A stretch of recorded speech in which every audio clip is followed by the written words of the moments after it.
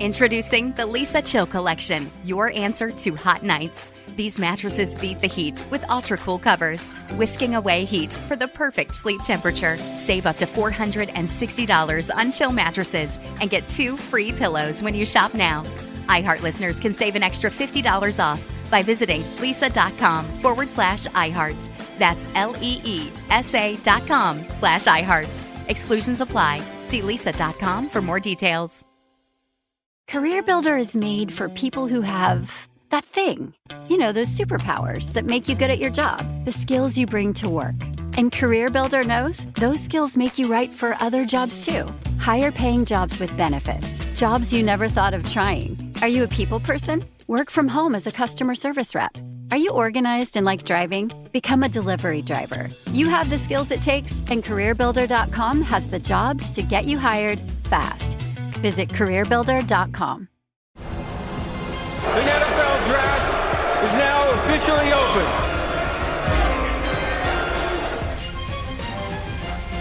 This is draft season. The college football season is over. We'll talk about that. We know the first 18 picks of the NFL Draft and the order they will come in. We will talk about that.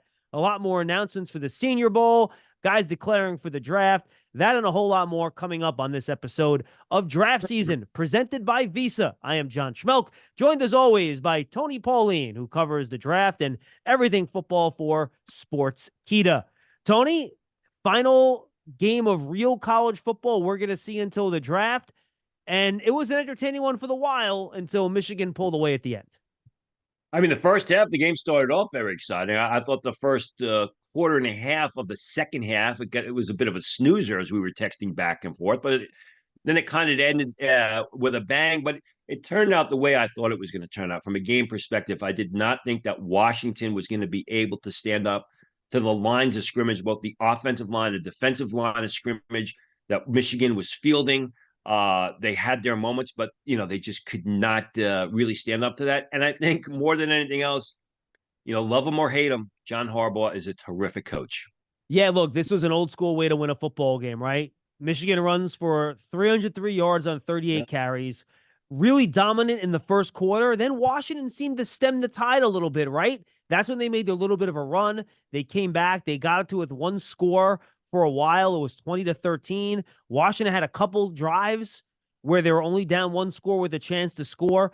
But again, it was that Michigan defense, Tony, whether it was their defensive front, they were just rushing 4 for most of the game. They were getting home with 4 or at least pressuring Penix to force some incomplete passes. We'll talk about that. And then they covered well on the back end. But to your point, this was a win up front game for Michigan on both sides of the ball, which, given the way we've talked about their draft prospects from Michigan, has mostly been up front on both sides this year. Maybe not first-round picks, maybe not even second-round picks for some of these guys, but they have a lot of really good players up front on both sides, and that, in the end, ended up coming up on top against what has been a very dynamic Washington passing attack. On the offensive line, mid-round, late round, priority free agent guys, power gap blockers that are not going to fit his own system, but guys that could just go out there and compete every week and get the job done. And, the other disappointing thing, I thought and we'll get into it, the Washington offensive tackles were a little bit disappointing. I thought we saw the inconsistency out of Michael Penix, the quarterback that we have seen all season long. When he's on, he's great. When he's off, forget about it. And I think that cost Washington, really cost them severely. Let's start with the good. We'll start with Michigan, then we'll shift over to Washington, Tony. And again, this running back combination, Blake Corum and Donovan Edwards, had not been as explosive as we saw last year, especially Donovan Edwards, but he popped a couple of long runs in this game. Just 6 carries, but 104 yards, 2 touchdowns. I thought heading into this game that Donovan Edwards was a guy that I thought would be wise to go back to school if he could get that full-time gig as the Michigan running back next year, improve his draft stock. But now I wonder if he's going to try to ride the wave here on his couple of big-time explosive runs that really helped change field position and change the game for Michigan in this contest. Well, it's kind of funny because he had those runs early in the game. And my first thought was he must watch this show and see how disappointed John Schmelk is in his play this year. And he took it to heart. He kind of played with a chip on his shoulder. But yeah, I mean, it was as much, I thought, the offensive line as it was Donovan Edwards just making great runs. And I think that has to factor in because I mean, basically, this entire offensive line and most of the backups are going to be playing in the NFL or fighting for jobs in NFL camps. But you can see the underlying talent with Edwards. You could see the athleticism. You could see the burst. You could see the way he basically beats defenders into the open field. He's shown himself to be a real good pass catcher out of the backfield in the past. So you've got all those ingredients. The problem, I think, for Edwards is he's just playing behind another terrific football player in Blake Corum and doesn't get the carries that he needs to develop his game. But the underlying skill is there. There were a lot of people who liked him coming into the season as a potential third-round choice. I don't think he's playing like a third-round pick. And like you said, he's got a big decision to make in front of him. I mean, if he enters the draft, he's probably going to be a day 3 guy. You know, there are going to be some steep curves, but he's got to really develop his game. If he goes back to Michigan, it's probably going to be with a completely different offensive line, probably a new head coach. So there's a big decision he's got to make. I'm going to back up my opinion here with some facts so people don't know I'm not just slandering people. Only 497 rushing yards this year on 119 carries. Last year, he had 140 carries, so just 21 more. He had 991 yards, so almost a 500-yard difference on just a 21 carry difference. His yards per carry went from 7.1 to 4.2. So the explosiveness hasn't been there, but again, to your point, Tony, it'll be a real tough decision. We do know that Blake Corum, I don't know if we know for sure, but I think we both be blown away if Blake Corum did not announce for the draft. I'm sure he'll be in the mix there for which one of these running backs will be selected first. We'll talk about another guy that declared a little bit later in the show. 21 carries, 134 yards, 2 touchdowns. You see he doesn't have the top speed, Tony, but he's low to the ground. He creates great leverage. He is 213 pounds at 5'8", which means he's thick. He has those little shifty jump cut moves in the hole to make guys miss. And he was just pounding the ball in this game. And you saw what makes Blake Corum a very good college running back. And I think he's going to be a good pro. I mean, he's not a great athlete. He doesn't have any single great skill except for the fact that whenever you hand him the ball, he finds ways to pick up positive yardage. He came up huge last night. He came up huge against Alabama. He was huge against Ohio State. The guy is just a tremendous football player. He's not your quote unquote feature runner. He's not going to be a number 1 back, but I absolutely believe, and I've thought this all along from watching him the past 2 years, some team's going to take him in the 3rd round. And if they find a good spot for him as a situational a situational ball carrier, a guy that can catch the ball out of the backfield as well as he does, even blocks, he's going to have a long NFL career. He's not going to be an all-pro, but he's going to be a guy that in the right system is just going to be a real good player. He's been a terrific football player. He's a joy to watch because, he knows how to execute. He comes up big. He's resilient. He's a great story. And, he's short. He's not super fast. But all he does is whenever the game is on the line, when Michigan needs a big play, they give the ball to Blake Corum, and he produces for him. How about the receivers, Tony? Colston Loveland, 3 catches, 64 yards in this game. Roman Wilson, 3 catches, 54 yards. Cornelius Johnson, 3 for 25. And those are the only receivers with positive yardage. Obviously a tight end mixed in there too. Your thoughts here on what you saw from that Michigan receiving group, and then of course we'll touch on the quarterback. Well, I mean, Wilson is going to be a real good number 3 receiver at the next level. I think he's a 4th round, maybe a 3rd round prospect. We'll see him at the Senior Bowl. He's also got some return skills. He's the quickest of the group. He's the fastest of the group. He makes a lot of catches. He's a tough, feisty guy, but he's smaller. Cornelius Johnson, it's interesting about Cornelius Johnson. Coming into the 2022 season, he was graded by scouts as a potential 2nd-round pick. His game has kind of fallen off. His production has kind of fallen off, but he's a very reliable, big-bodied possession receiver. He's not what the league wants these days. He's not Roman Wilson in the sense that he can separate through his routes. He can separate through speed, but he's one of those guys who wins out for the contested throws consistently. The bigger, taller guy with long arms, very reliable. Again, he's going to go in the late rounds, but if you're looking for a number 4, number 5 receiver, a guy you can throw the ball to, the jump balls in the red zone on 3rd down, the bigger contested catch throw, that's your guy. You mentioned Colston. One of unsung heroes that I thought was A.J. Barner, the Indiana transfer, who's also a tight end. doesn't have much in the way of pass catching production. But if you watch his blocking was exceptional, especially on some of those long runs by Donovan Edwards and Blake Corum. Gets out on the second level, on the line of scrimmage. And Barner's one of those guys that if he tests well, you're probably looking at a late round pick, maybe a PFA, but he's someone who will make an NFL roster, I believe, as a third tight end that's brought onto the field in short yardage situations, in goal line situations where you want that tight end to block for you and occasionally maybe go 4 or 5 yards off the line of scrimmage to be a short yardage pass catching threat. I thought he's played well all season long. I thought he played well against Alabama. His blocking really stood out to me last night. Come for the championship game talk and stay for the blocking tight end on day 3 talk, baby. This is why we have Tony on the show. He has these guys all throughout the draft. Does a great job breaking it all down. All right, let's get to the quarterback, J.J. McCarthy here, Tony. And I said heading into this college football playoff, I wish I, could get to a game where he had to put the team on his back and carry him.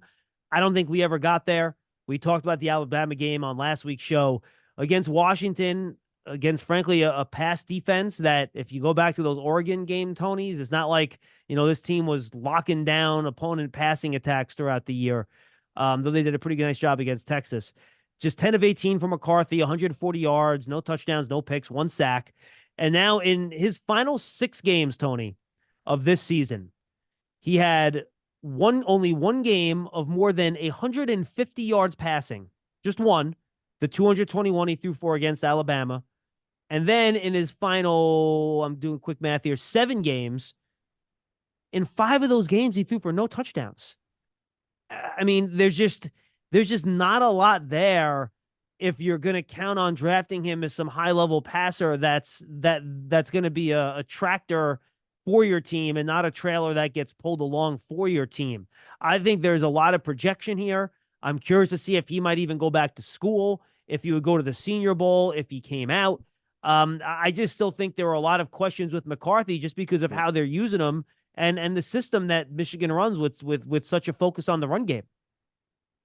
And you could make the argument last night in the championship game against Washington, he was more effective running the ball than he was throwing the ball. I mean, he didn't really make, I don't remember any big plays that he made as a throwing the ball. He had a couple passes batted away, things like that. He had a couple short passes where guys ran after the catch, but there was no really.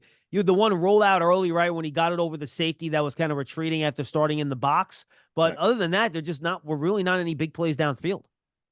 I wrote an article last week at Sportskeeda on how he projects to the next level. And I said right off the bat, listen, J.J. McCarthy is a day 2 prospect that will probably be taken in the first round because of the position he plays, because of the need at for quarterbacks and the way quarterbacks are continually overdrafted. But I thought all along, when you look at him, when you grade him on a board, he's a day 2 prospect. He's maybe the 45th or 46th best player in the draft, but he plays the quarterback position and he does it well. I mean, you're right. He doesn't beat teams. He doesn't carry that offense on his shoulders, but he's an excellent leader. He has complete command and control of the offense. I've been told 2 things about McCarthy throughout this process.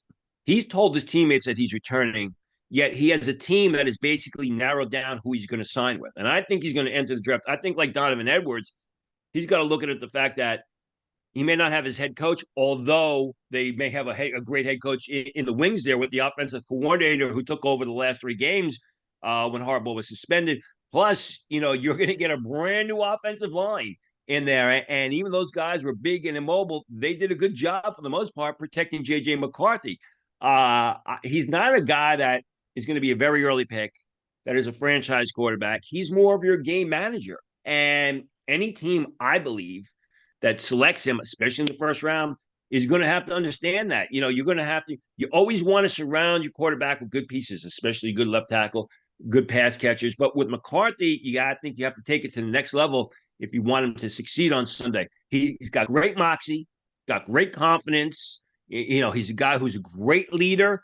I just don't see him as a great passer, especially a downfield passer. All right, let's stick with the quarterback position. We'll do Washington's offense, then we'll switch over to the defenses for both teams here, Tony.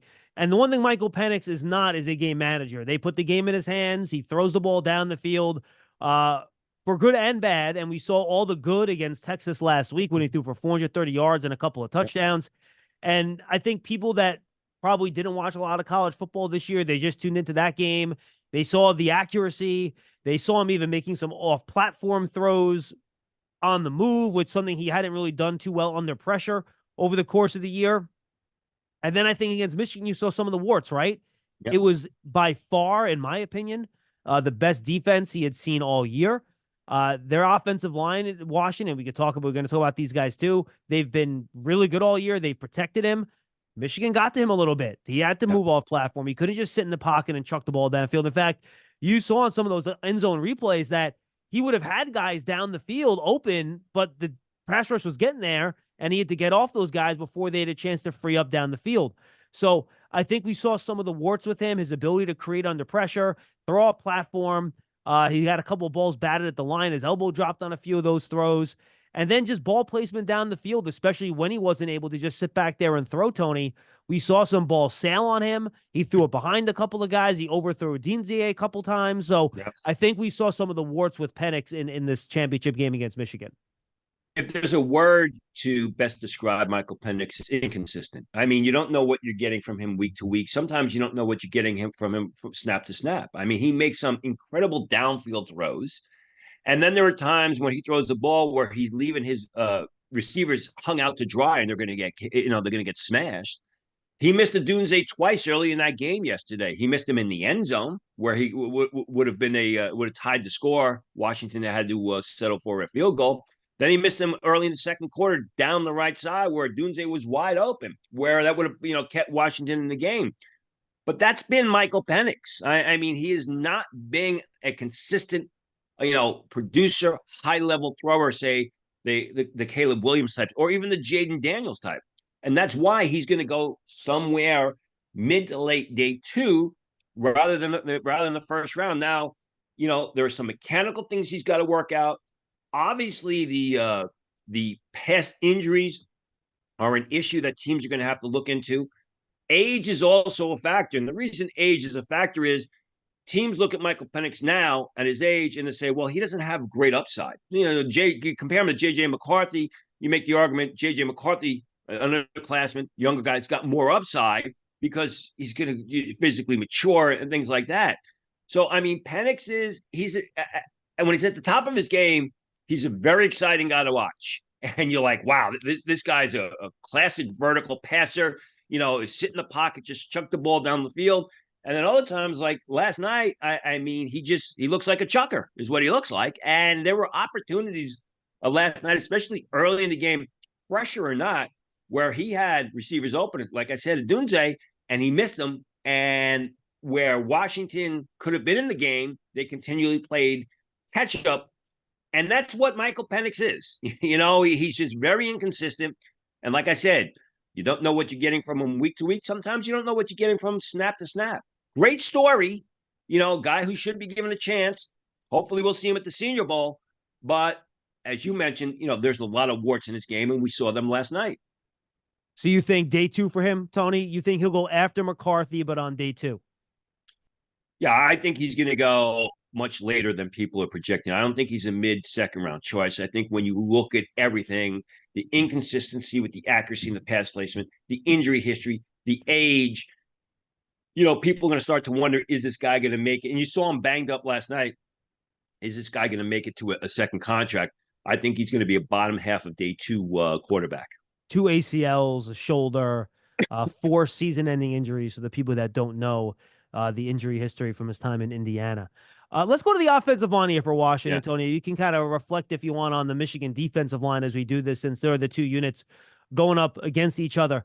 I thought Fatnu, the left tackle for Washington, did pretty good, but I thought the right tackle had some issues throughout the game. Rosengarten was just not good. I mean, he was getting exploited, and it wasn't like he was getting run over. I mean, he's an athletic guy who was a couple times. Harold took him to school there. Beat him around the edge. So some of the other quicker pass rushers, and he really struggled. And Rosengarten, from what I'm told, is going to enter the draft. I have him as a second-round pick. Some scouts say late second, early third. And he looked like, at best, a late day 2 pick yesterday, which is unusual for him. And then how do you think Fontenot did on the left side? I thought he was better, certainly, than Rosengarten was. Fontenot, a lot of teams like him as potentially the first guard selected in the draft. He's going to be a zone blocker. He's got a lot of upside for the next level. But yeah, I mean, he wasn't as bad as Rosengarten, but he had his hurdles last night against Michigan. What do you think of Michigan's front? Which one of those defensive linemen really jumped out to you that are draft eligible and might have helped themselves? Well, we've talked about Chris Jenkins a couple times, and he really, I know he's been playing with a high ankle sprain. I thought Harold, the edge rusher, had his moments yesterday. Braden McGregor. There was not one guy. I mean, this is typical of a Jim Harbaugh defense. And we go back to what we talked about when we had Bruce Feldman on. I said they play great team ball. And whether it was in the secondary, whether it was the linebackers, I mean, Junior Colson was not as good last night as he was against Alabama, but he was still really good. There wasn't really one guy. I mean, you let me know if I'm wrong. There wasn't really one guy that stood out. No, I agree. They all contributed. My only takeaway from that Michigan front is I know there have been a lot of people who talked about Chris Jenkins being a first-round pick. I've never bought into that. I thought he was third round, maybe second round type guy. Like I said, he's been playing with a high ankle sprain. He's a quick one gap defensive lineman. Maybe goes earlier than I project because it's not a real deep class at defensive tackle. But again, it was a great team effort by Michigan, which I think proves what an outstanding coach Harbaugh is. All right, let's go to the Washington receivers here, Tony. Again, Rome Odunze, 5 catches, 87 yards to lead the way, 17 yards per catch. Again, I think we saw the strengths there, right? He's able to get deep, take some contact, make a catch with a guy close to him. I thought they allowed the top, I guess, true sophomore, right? Cornerback for Michigan in this game. And Will Johnson be very physical with him. I thought he got called for that one hold on the little whip route. And then I thought he held on a couple others that weren't called. But I think we also, Odunze, we saw maybe the lack of suddenness at the top of his routes to create a lot of separation at the same time. And I was once again most impressed with Jalen McMillan. Even when they couldn't get him the ball, his quickness in and out of breaks and his ability to separate out of that slot spot. And he's not one of these tiny slot receivers either. He's got some pretty decent size for playing that spot at 6'1", 192 pounds. I thought he was good. And then Jalen Polk had a couple catches as well. He was 4 for 37. It's kind of funny because Rome Odunze and Jalen McMillan kind of remind me of Garrett Wilson and Chris Olave back in a couple of years ago when they were at Ohio State. That sort of different type of receiver, although both are a step down from Garrett Wilson and Chris Olave. I think a lot of last night was the reflection that Michael Penix was not on his game. Even that one long pass later in the game where it looked like Washington was going to get back was called back because of a holding penalty on the Washington. I think it was Fernando. I may be mistaken on that one. I think that was Rosengarten. I could be wrong. Though. Okay, could be. I think that was Rosengarten. Didn't write it down, but Odunze, you're absolutely right. Odunze is going to be very interesting as far as scouting is concerned. Is he a Drake London type? How early is he going to go? He's tall. He catches everything. He comes through, in the big spot consistently for Washington. But as you said, as we've talked about all year, he doesn't have that great separation ability through his routes. He doesn't have that burst, which is what McMillan has. He's just a bit of a smaller guy. He's not a small guy, but he's smaller compared to Odunze.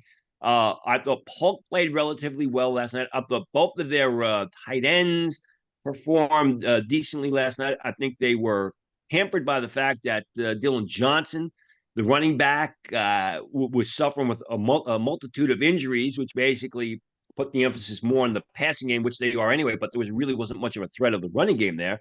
That one running back, Will Nixon, dropped a bad pass on third down when they could have the first down. But Odunze, I think Odunze is a guy who, as far as I'm concerned, is going to be overdrafted. He's going to go somewhere probably mid-first round, if not earlier, by a team that needs a receiver, where he's more a bottom half of round one guy. And I think McMillan can be underdrafted in the sense that he's a guy who probably should fit into the late part of round one, early part of round two, and he's probably going to go mid part of round two. depending on how these guys test at the combine. And I thought the Michigan defensive backfield did play pretty good coverage, Tony. You mentioned Penix did miss some open guys, but I know a lot of people think Will Johnson's going to be that number one cornerback in next year's draft class. Anyone else from the back seven? I'll throw the linebackers in there too with this Michigan defense that really impressed you.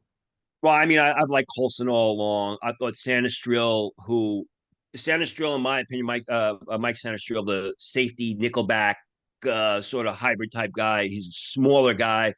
In my opinion, he is the Blake Corum of Michigan's defense. He's a guy who doesn't look the part, but just makes play after play. Missed that tackle last week against Alabama. Came back, had several big plays yesterday. Had that interception, and I mean, he's a guy who I have him rated higher than most. I have him in the middle rounds.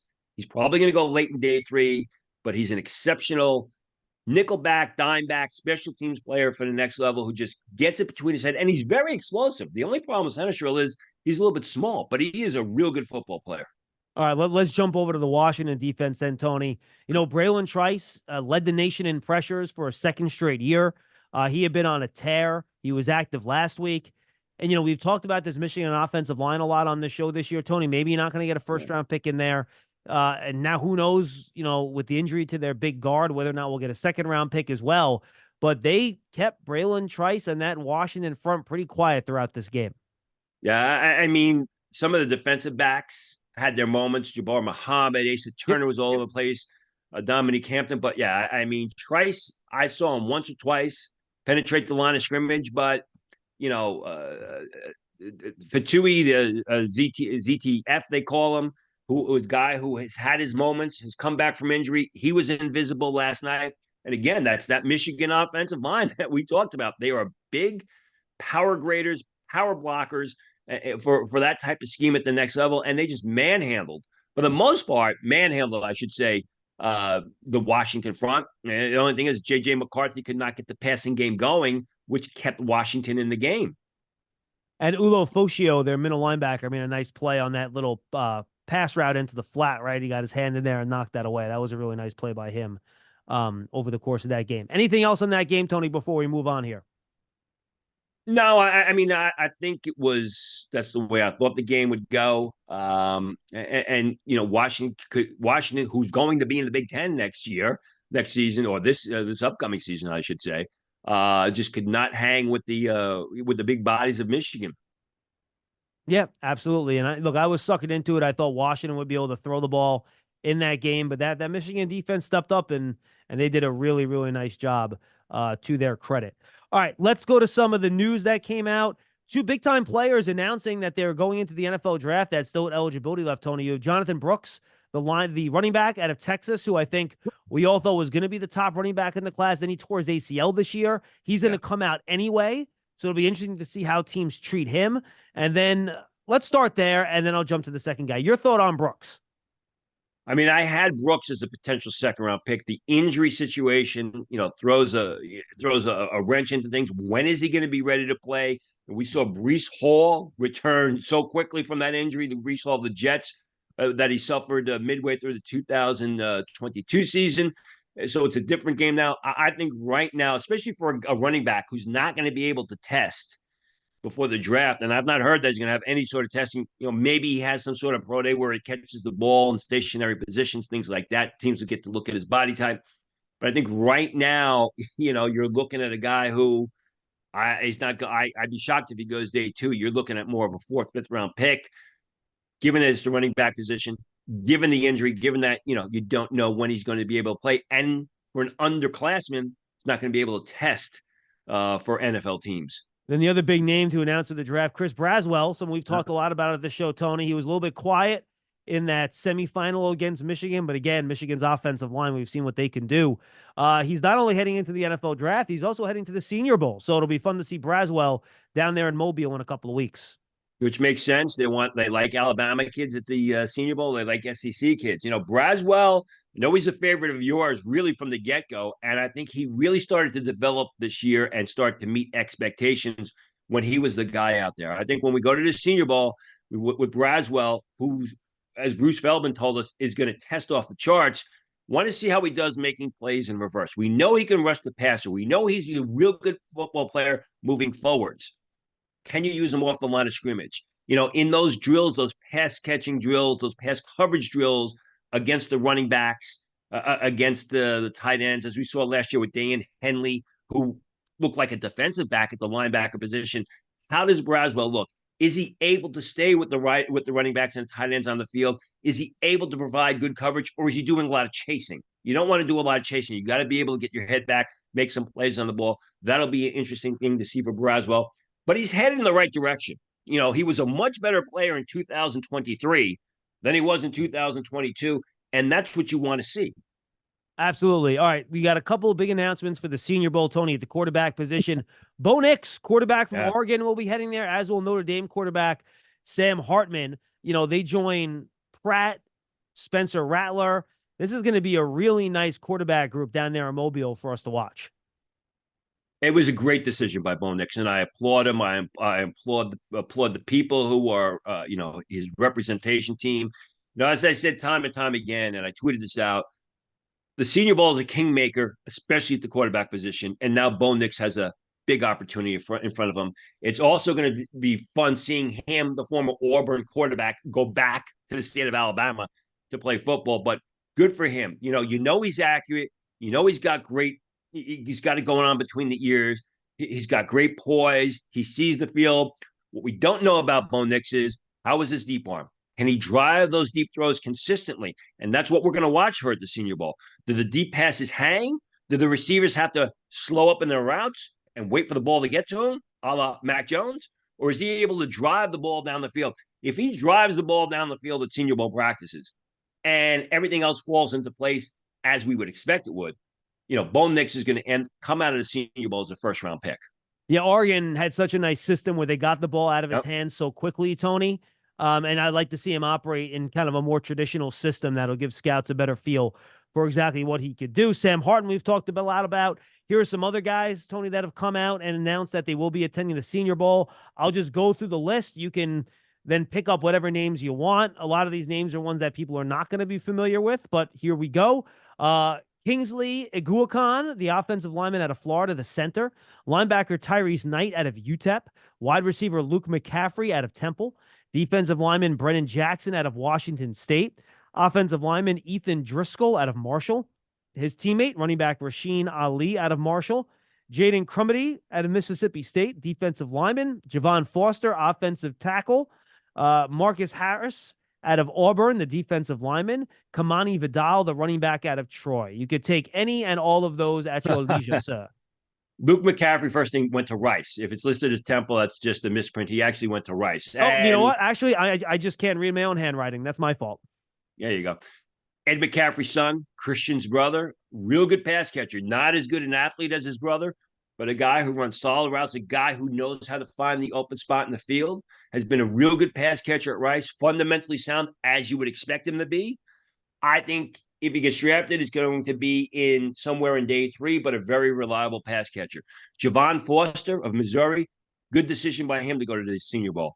He's a guy who has got the body type. He's got the athleticism. He can be all over the place, though. He's got to really work on his balance. But he's got, when you watch Javon Foster, and I've watched him for 3 years now, there's something about him that says, you know what, if he develops properly, if he's coached properly, he could be a starting left tackle in the NFL. He's got to work on his body. He's got to work on his feet. He's got to work on his balance, but he's got an upside. Rashaan Ali, the Marshall running back, he's a home run hitter. He's a guy where if there's a hole there, if there's a little bit of space, goodbye. Not a complete back, but a guy that's got great speed. He's got a great burst. Knight, let's go to Ethan Driscoll, the guy who blocked for Ali at Marshall.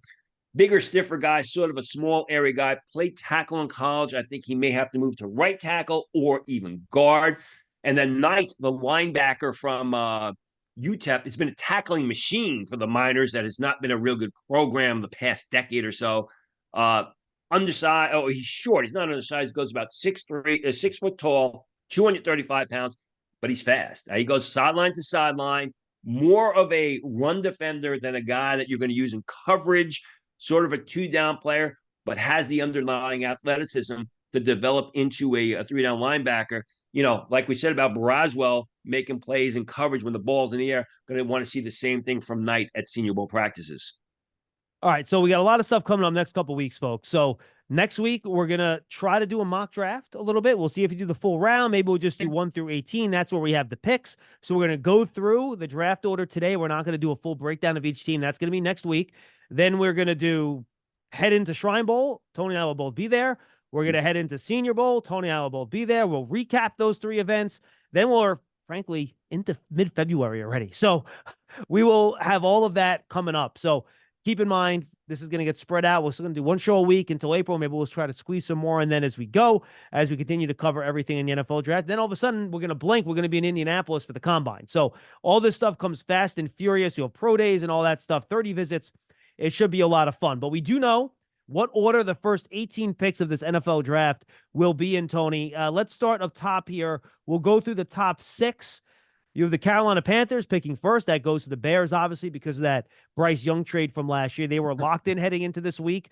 Thanks to some strength of schedule tiebreaker advantages, the Washington Commanders get the 2nd overall pick ahead of the New England Patriots, who pick 3rd. The Arizona Cardinals, who lost a really tight one to Seattle in that last week, they maintain their selection at 4th.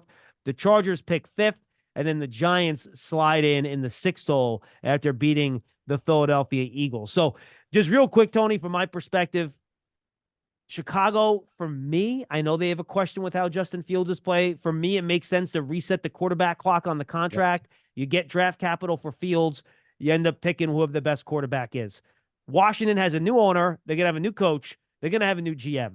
They're picking a quarterback, all right? So I think you take those first 2, you say quarterback all the way. Then New England's interesting.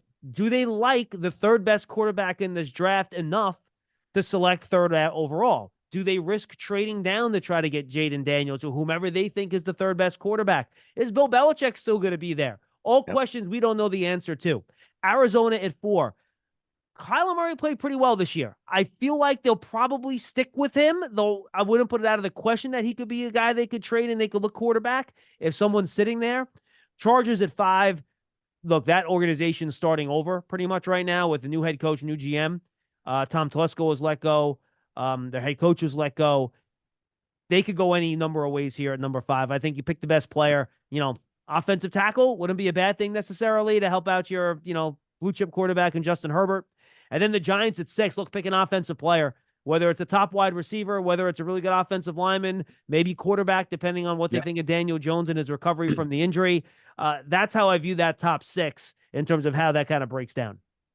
Well, here, I think it gets interesting with the Giants, and here's why. I think with your first 5 picks, it's going to be the top 5 players in Caleb Williams, Drake May, Marvin Harrison, Pajano of Penn State, and Brock Bowers. It may not be in that order, but I think those are the first 5 players that are going to be off the board. You don't think you don't think either Joe Alt or Jaden Daniels could slide in there? No, I think maybe Daniels. I don't think Alt, but that's why I think the Giants. That's where it gets interesting.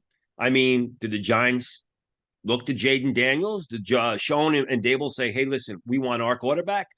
Do they take Joe Alt? And if they take Joe Alt, what does that mean for Evan Neal? So I think the 2 quarterbacks are going to go top 5. I think Marvin Harrison is going to go top 5. I think Fajano, because he's the best left tackle in this draft, is going to go top 5. And I think Brock Bowers, because he's an exceptional athlete at the tight end position, is going to go top 5, probably to the LA Chargers. And then you got the 6th pick. And what did the Giants do? I mean, I agree with you. Right now, it's going to be offense. Would they take a quarterback? If they take Joe Alt, what do they do with him? Are they moving Joe Alt to right tackle? What are they doing with Evan Neal? That, for me, is right now where we sit, starting the 2nd week of January. Before free agency, that's where it starts to get very interesting for me. And that would set the record, right, for the highest a tight end has ever gone, right? Because didn't Kyle Pitts hold the previous record? If Bauer goes top 5, I think, I should have looked this up before we started, but I do not believe a tight end has been picked, or at least in like the last 30 years or so in the top 5. Didn't the Niners take tight end with the Vernon Davis? Yeah, I'm looking it up as we speak. I So don't keep think going. I think Vernon Davis was top 10. I don't think he got into the top 5, though. I could be wrong about that. As you look that up, Tony, let's go through the next 6 teams here. We'll split them into thirds. Tennessee Titans are selecting 7. They let go of Mike Vrabel today, which he's going to get gobbled up real quick. He's a good head coach for a football team. The Atlanta Falcons, who are without a head coach as well, with Arthur Smith, are selecting 8th. The Chicago Bears, they have their own pick at number 9. And the Jets slide in at number 10. The Minnesota Vikings at number 11. And then the Denver Broncos slide in here, Tony, at number 12. Falcons, look, they have to take a quarterback at some point, right? I mean, they have to find an answer there. We'll see what they do in free agency. But that's something to keep in mind. The Jets, you could tell me better than I can. I'm thinking maybe offensive lineman. I could see the Bears taking, to help their quarterback. Do you take an offensive lineman there? Do you take a wide receiver? They need another pass rusher. Could this be Dallas Turner? That lands there at number 9 for Chicago. That's interesting. And then we have to see what the Vikings and Broncos do with their veteran quarterbacks, right? It certainly seems like Russell Wilson's not long for the world up there in Denver. What do they do there? And then what are the Vikings going to do with Kirk Cousins, and where do they try to improve? So I think some interesting flashpoints there. Vernon Davis was the 6th pick of the 2006 draft. So I was a little bit off on that, but he was the 6th pick by the Niners. We were close. We were close. First thing is I agree with you about Tennessee. I think it's a little bit premature to get rid of Vrabel, who's a real good coach. I think if Alt is still on the board, that's the way they go. If somehow Alt isn't on the board, there may be a trade down opportunity for one of those top players that slide down, or maybe it's Malik Neighbors, although that's a little that, in my opinion, would be a little bit early. I think that Atlanta really needs a quarterback, but they're probably going to miss out on Jaden Daniels. So it could be Malik Neighbors if he's available. Chicago's in a good position right now. They could go defensive line. They could go offensive tackle. They could take a receiver. I think the Jets are in a very tough position because at number 10, they're going to lose out on the top offensive tackles, which they desperately need. I mean, the Jets need 3 to 4 starting offensive linemen. It wouldn't shock me if they made a move up to try to get one of those guys, Tony. With Aaron Rodgers on his short window here, that wouldn't surprise me. It wouldn't, but the problem is it's not just like they need one offensive line. Right. I mean, they need 2 starting offensive tackles. They need at least 1 starting offensive guard. You don't know about is Vera Tucker coming back? Like Tomlinson has not played well. They need a receiver. I mean, last year they passed on Jackson Smith-Njigba in favor of Will McDonald, who was a 2 or 3 year project where Jackson Smith-Njigba. So I think with the Jets, it's going to be, I think they're in a tough position. Maybe they trade down and get extra selections. Trading up, I mean, they don't have all that much draft capital. I agree with you what you said about Aaron Rodgers, but then the argument is why they take Will McDonald last year, right? Minnesota could use a QB, could use an edge rusher. Maybe Dallas Turner goes there. I think Dallas Turner would be an excellent fit there. Denver, a cornerback, possibly. I mean, they need cornerbacks. Kool-Aid McKinstry's on the board, or Wiggins are on the board. Maybe this is where they go. Las Vegas, let's see what happens with the Raiders. Does Jim Harbaugh go there as all signs point to him, or at least him being the favorite to be there? If he goes there, does he take J.J. McCarthy with him, which is what I've heard? If it's not, they need a defensive tackle. John Newton, the big defensive tackle from Illinois, who I think is going to get a lot more buzz as we get closer to the draft, that would be a perfect fit. New Orleans, always looking for an edge rusher, always looking for offensive linemen. The song remains the same as Robert Plant used to sing with that team. The Colts, cornerback or edge. What you're going to see a lot of teams that need cornerbacks and edge rushers really through the first 20 picks, and they're going to be off the board.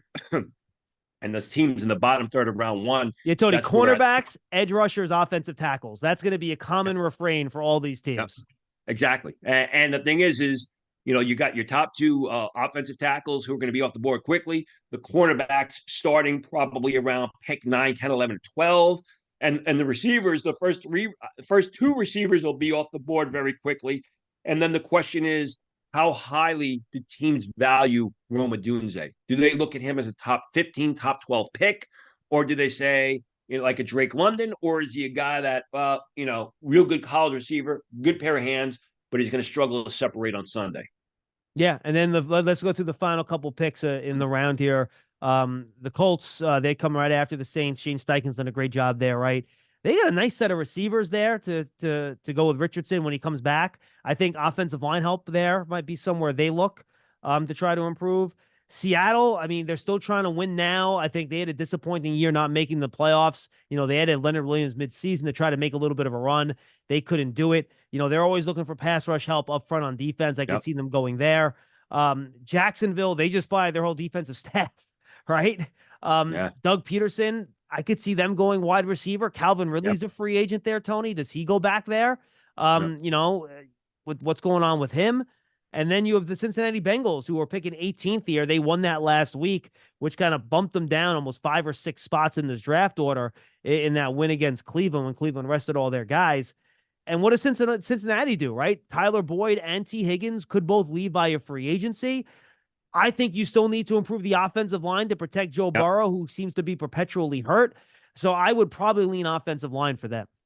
And they're probably going to lose Jonah Williams, their right tackle, left tackle, right tackle, the free agency. So I think what happens is that's where that second tier of offensive tackles start to come off the board, whether it's Tyler Guyton, whether it's Fuega of Oregon State, sort of in that Cincinnati range, the last team to last non-playoff team in the group. So I think I think they need receiver. But I think that they also have a greater needed offensive line, like you said, to protect Burrow. And I think offensive tackling way is going to be the greater need right now.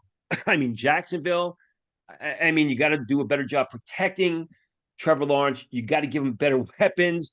Yet at the same time, they're probably going to go on the defensive front, especially on the defensive line, maybe an edge rusher. And if you look at the Jaguars' history, the past 5-6 years, they've expended so many first-round picks on Josh Allen, Walker, the kid from LSU who you never hear about anymore. Caleb Chasen, right?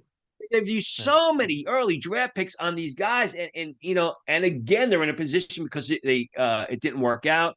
I think with Seattle, I agree with you. Probably an edge rusher, defensive lineman, Jared Verse of Florida State would be a good pick there. I think Indianapolis could use an offensive line, but I think they're going to be another team that are looking primarily cornerback or edge rusher, in the middle, that sort of middle section, or as you get out of the top 10 of round 1.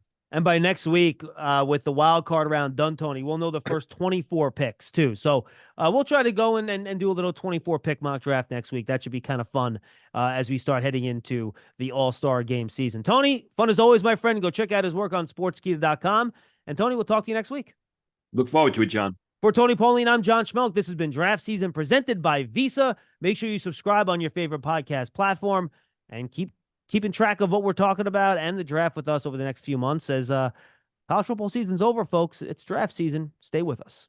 Taste the Mediterranean through March 19th at Whole Foods Market. Save on animal welfare certified bone and beef short ribs, sustainable wild-caught sockeye salmon, and more. Find sales on Parmigiano Reggiano, charcuterie and ground lamb. Grab an olive boule bread from the bakery. Plus, wines from the Mediterranean start at just $8.99. Taste the Mediterranean now at Whole Foods Market. Must be 21 plus. Please drink responsibly. Tired of restless nights? At Leesa, we know good sleep is essential for mental, physical, and emotional health. From memory foam mattresses to hybrids that keep you cool all night long, Leesa's mattresses offer exceptional comfort and support with free delivery and 100 nights to try out your mattress in the comfort of your home. For a limited time, save up to $700 off select mattresses plus 2 free pillows. Go to leesa.com/iHeart for an additional $50 off mattresses and select goods. Exclusions apply. See leesa.com for more details.